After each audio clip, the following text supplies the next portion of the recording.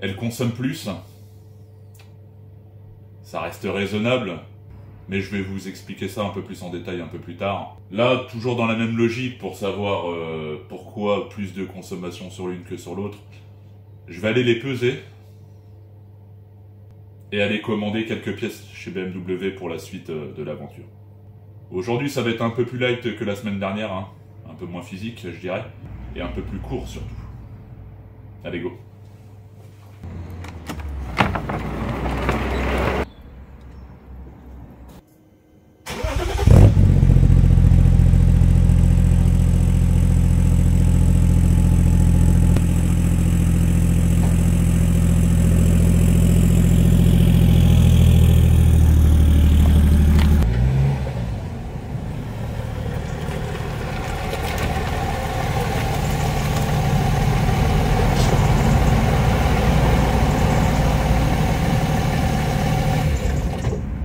De retour de ma petite balade où j'ai eu l'occasion d'aller chez BMW commander une pièce pour une prochaine vidéo qui risque de vous plaire pour certains je pense. J'ai d'ailleurs eu l'occasion de voir un petit modèle sympa. Ça doit être vachement drôle.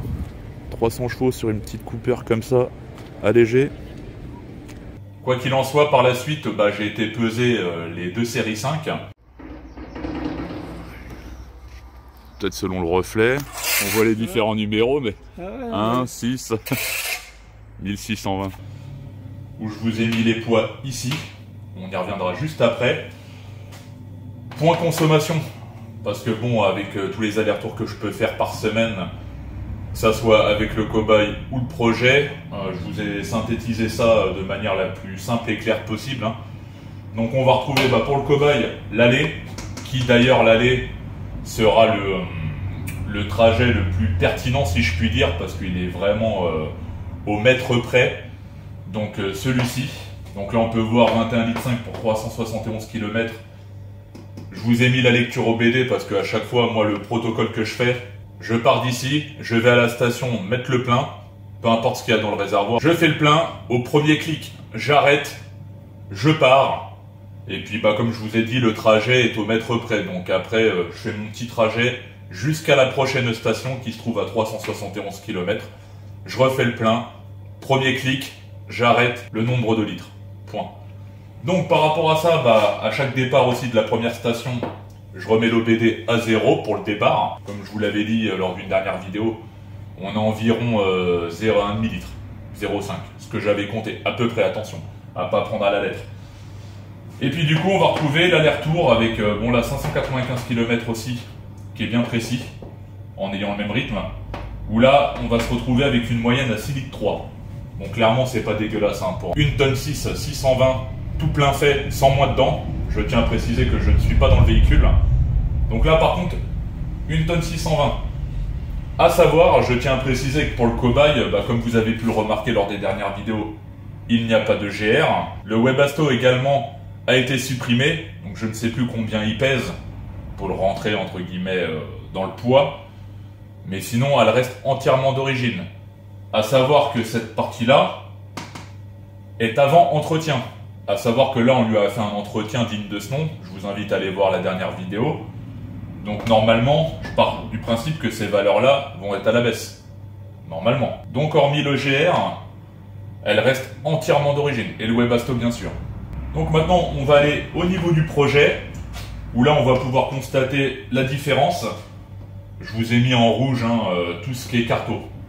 Là, c'est sans carto, telle qu'elle est là, c'est-à-dire ligne inox, EGR off, mécanique, et les vapeurs d'huile redirigées. Et avec un entretien digne de ce nom. Bon, il a 1 an, mais tout de même. D'ailleurs, elle aussi, le projet va y passer au même titre que le cobaye. Donc là, on va se retrouver sur le même kilométrage, comme je vous l'ai dit, à 371 km, et là, on est à 23 litres. Donc il y a 1,5 litre de plus. C'est pas transcendant, mais tout de même. Pour rappel, là, elle a 79 000 km, le projet, 280 000 passés. Donc, et avec entretien plus que douteux. Entretien irréprochable. Donc voilà, une voiture fait pas l'autre, comme je vous l'ai dit. Il y en a qui sont prédisposés à. Celle-ci, clairement, c'est une routière. Pour faire des économies, il vaut mieux rouler avec celle-là. Et celle-ci, bah clairement, elle marche bien. Maintenant, surtout qu'elle est reprog, j'y reviendrai. Donc du coup, bah la reprogrammation, malheureusement, m'a pas fait gagner, en tout cas dans mon cas, m'a pas fait gagner en consommation. Ça marche clairement mieux, rien à dire. J'essaye d'être le plus transparent avec vous. Au moins, voilà, moi je prends aucun parti, c'est du factuel. J'ai des mesures faites, j'ai aucun partenariat avec personne. C'est une expérience personnelle également, parce que bon, moi j'ai toujours eu des 330, j'en ai une dizaine, j'ai toujours eu des bagnoles BMW principalement, reprogrammées, l'inox, j'en passais des meilleurs. Mais je m'étais jamais autant intéressé que ça à la consommation. Que là, au moins, au lancement de cette chaîne, qui est le but de la conso, on s'y intéresse un peu plus. Donc du coup, on a consommé 1 litre de plus malgré tout sur 371 km.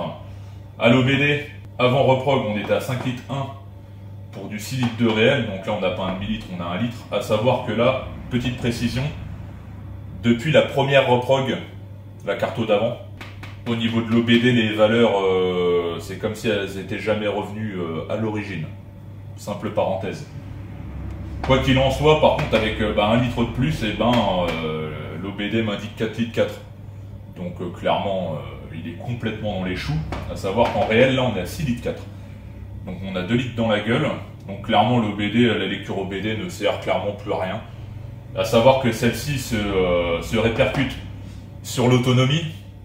C'est-à-dire, je vais dire une connerie, vous allez être à la moitié du réservoir, il va vous afficher encore 800 km d'autonomie.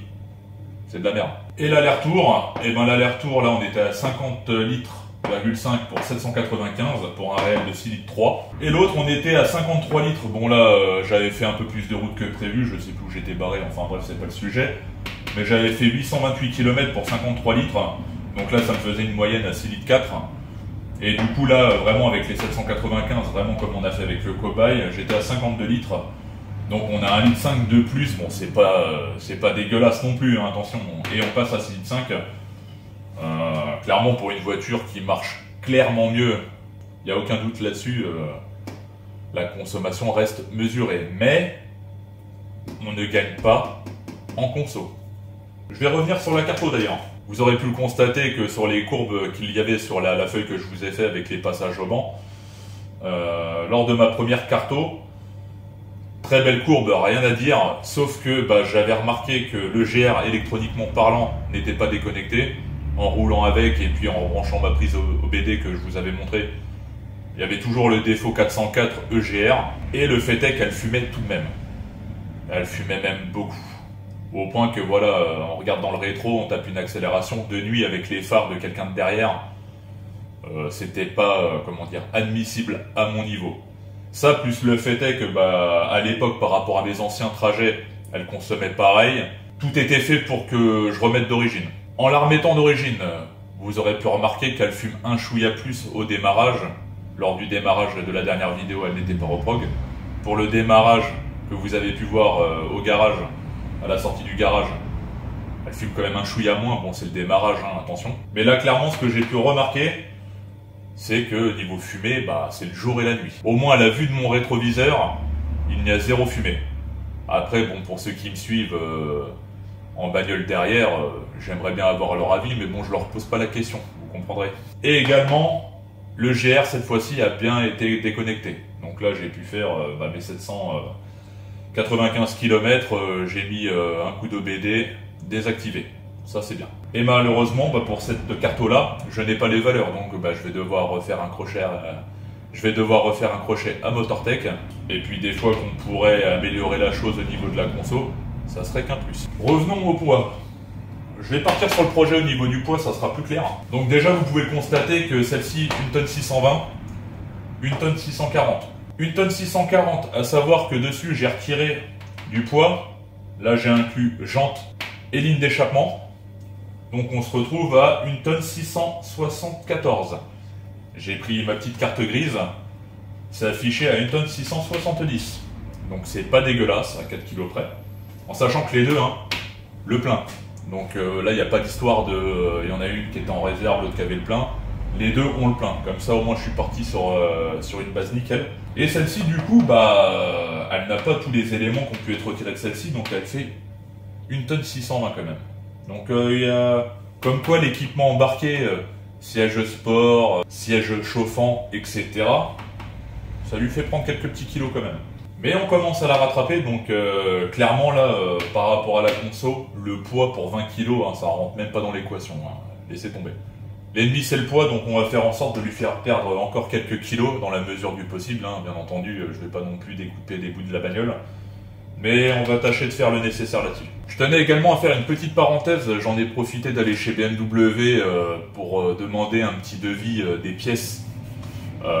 Par rapport à l'entretien qu'on a fait à la dernière vidéo. Donc comme je vous l'avais marqué, un seul petit carnet, j'ai encore la facture qui est là, hein, 86 € de pièces. Je voudrais vous donner rapidement les chiffres des pièces BMW pour vous donner une ordre d'idée combien ça peut représenter en termes de coût chez le constructeur. Donc le filtre habitacle, hein, 104 €.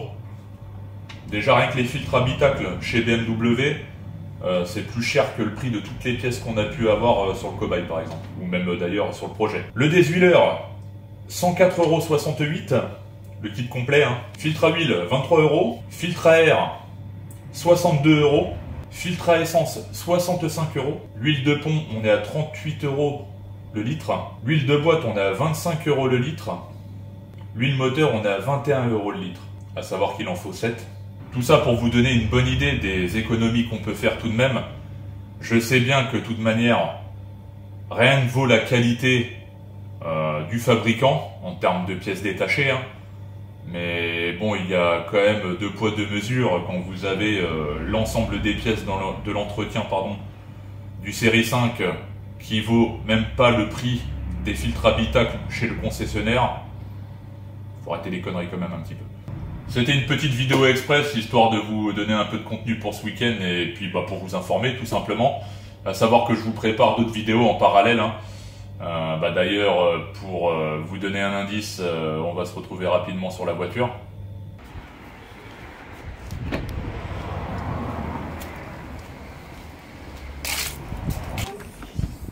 Bordel là-dedans.